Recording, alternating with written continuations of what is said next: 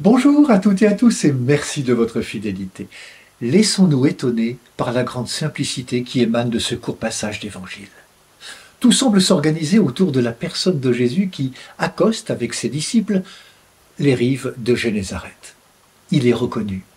C'est alors que les habitants s'organisent, jouent de solidarité pour que les malades rencontrent Jésus. La maladie est une épreuve difficile à accueillir, à surmonter. Elle est cause de souffrance et d'inquiétude. Quand elle est grave, la maladie devient source d'angoisse. Elle peut conduire à la révolte et même au désespoir. La maladie permet parfois de prendre davantage conscience de la fragilité de la vie. Elle questionne le sens de cette vie. Ce qui frappe dans l'Évangile, c'est que Jésus est silencieux, docile. Il se rend complètement disponible à toutes ces demandes de guérison. Il accepte d'être comme le simple remède à leurs infirmités. Il semble n'être là que pour eux. Il ne met aucune condition et guérit sans distinction. Jésus est perçu et reconnu comme pouvant être proche, capable d'entendre les souffrances et les attentes de ses malades.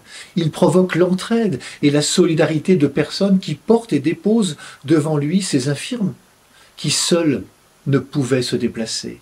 Il réveille une espérance. Il faut se rappeler qu'au temps de Jésus, on ne faisait pas de différence entre maladie et péché. On imagine que ces malades n'avaient pas toujours leur place dans la vie sociale et la religieuse, ce qui ne faisait qu'ajouter à leur mal. C'est sans doute pour cela que l'Évangile ne parle pas de guérison, mais de salut. Tous ceux qui le touchaient étaient sauvés. Laissons-nous étonner par la simplicité de Jésus lui-même, qui, sans se dérober, laisse faire ce peuple de pauvres qui espèrent. Jésus les accueille comme ils sont. Non seulement il les rencontre, mais il les sauve.